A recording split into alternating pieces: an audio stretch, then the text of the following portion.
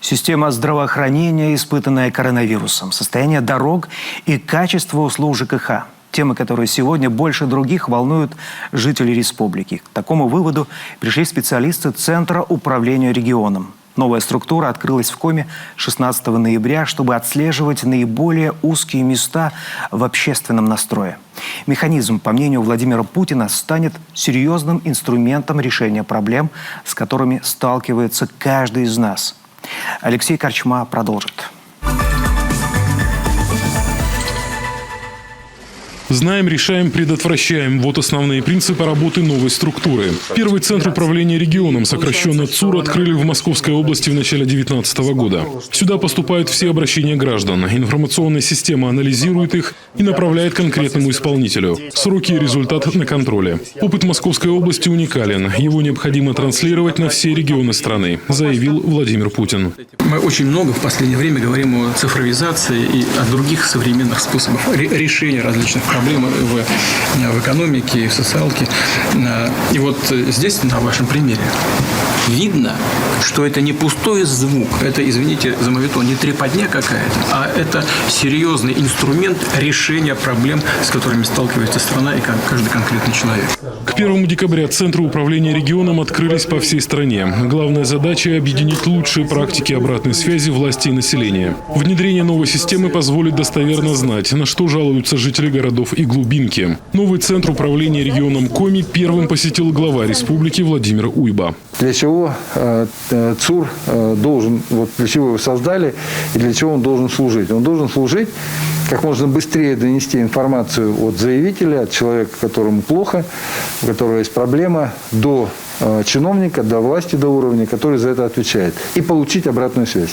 В информационной системе ЦУР несколько обязательных отраслевых блоков: здравоохранение, образование, транспорт, энергетика, жилищно-коммунальное хозяйство, социальная защита и обращение с ТКО. Список не исчерпывающий. Регион вправе выбрать и другие сферы, по которым поступает наибольшее количество обращений. На базе ЦУРа Республики Коми сформирован оперативный штаб, в который входят сотрудники различных министерств и ведомств, которые помогают нам анализировать поступающие сообщения от жителей, принимать по ним решения, искать какие-то механизмы оптимизации принятия этих решений. Ну и, конечно же, обрабатывать и максимально оперативно доводить их до жителей. А вот и конкретные примеры. Сыктывкар, ноябрь этого года. Социальные сети дымятся от негатива и жалоб. В часы пик автобус людям приходится ждать по полчаса и больше. Самые шустрые пассажиры с трудом протискиваются в салон. Остальные ждут следующий рейс. Автобусы каждый день полные. То есть автобус едет в город битком, с города тоже едет битком. Каждое утро езжу в колледж. Это вообще ужас. Очень полные автобусы.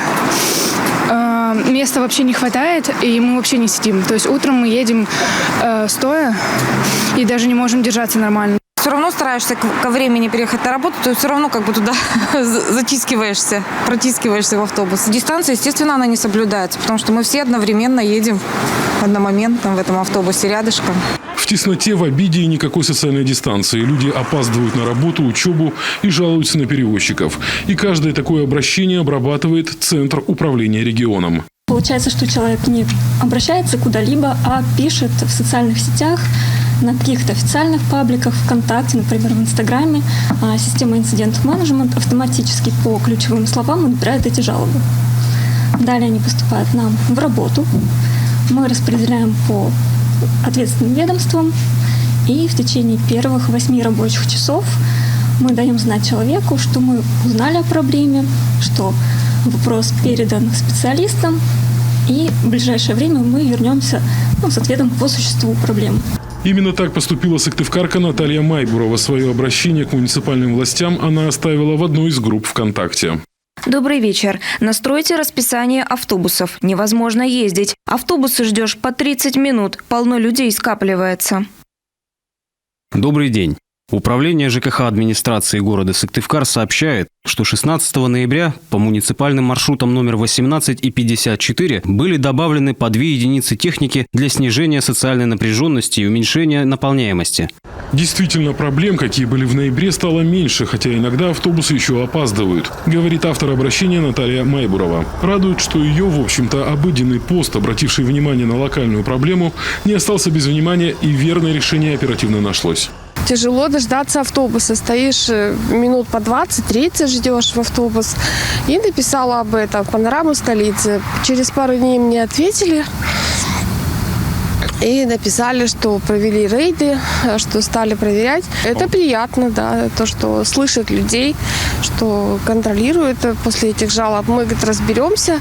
Еще один пример из жизни столицы. В период ледостава заречный поселок Сидкыркыч получил новый катер на воздушной подушке для регулярных перевозок жителей с одного берега на другой. Однако вот что не учли устроители перевозок. Малая вместимость судна и отсутствие внятного расписания привели к тому, что люди были вынуждены подолгу стоять в ожидании переправы.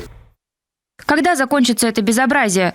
Смотрите, что творится в поселке Сидкыркыч. Администрация написала в соцсетях, что подушка ездит с 11-го. Она даже не думает ехать. На берегу Валешина стоят люди, среди которых дети, и все мерзнут. Добрый день. Управление ЖКХ администрации города Сыктывкар сообщает, к перевозке жителей заречных поселков Валешина подключился еще один катер на воздушной подушке. Таким образом, сейчас на переправе Алешина-Сидкыркыч задействовано 3 катера на воздушной подушке. И вот закулисная работа ЦУРа в данной ситуации. Такие инциденты, как выражаются специалисты, здесь увидели буквально в первые секунды и сразу запустили в решение к исполнителю. Реакция столичной мэрии в случае с катером оказалась очень даже молниеносной. Как видим, и катера дополнительные действительно запустили, и автобусы для обогрева нашли. Сегодня приезжаю, где-то минут 27 я приехал, народу человек 50 стоят вокруг этого. И сегодня решили поставить сюда.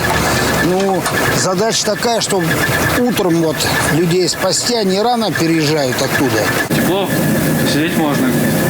На тех лавочках, они же холодные. Погода-то разная бывает. Это вот сегодня ветра нет. А вот на днях же было дня 4 подряд ветрено очень. Поэтому, я думаю, это хорошо сделали. Тем временем новое обращение поступает из Ухты. Юрий Турасов обнаружил оголенные трубы теплотрассы по улице Синюкова. Написал про безобразие на доске позора и подкрепил свои слова видеосъемкой. Это между домом Синюкова 16 и Синюкова 18. Вот так утеплена теплотрасса. Подготовка к зиме. Отчитали, что все выполнено. Пар из-под земли, ободранный утеплитель. Зимой обязательно все разморозится. Обращение гражданина Турасова Центр управления регионом направил в администрацию Ухты. Спустя 2 дня тепловики все поправили. Спасибо вам за проявленную активность, ответила ухтинцу мэрия под его обращением ВКонтакте. ЦУР работает сегодня в основном система инцидент-менеджмент, которая круглосуточно мониторит все открытые источники в интернете. Ну, то есть житель республики может оставить обращение, там, предложение, либо жалобу, скажем, в паблике в социальной сети, либо на страничке губернатора. Машинные алгоритмы, собственно, обнаружат эту запись, обработают, а уже специалисты непосредственно здесь перенаправят ее в то ведомство, которое она касается. Система инцидент-менеджмент запущена в регионе с октября 2018 года. С этого момента было зафиксировано свыше 29 тысяч обращений. ЦУР же теперь будет работать не только с системой инцидент-менеджмент, но и с платформами обратной связи. Специальные виджеты появились на официальных сайтах министерств и ведомств. Выступать координационным центром между властью и жителями, влиять на оперативную реакцию конкретных исполнителей, доводить жалобы людей до нужных ведомств. При этом важно отметить, обращаться в ЦУР письменно или звонить не нужно. Умная система мониторинга автоматически обнаружит ваше сообщение.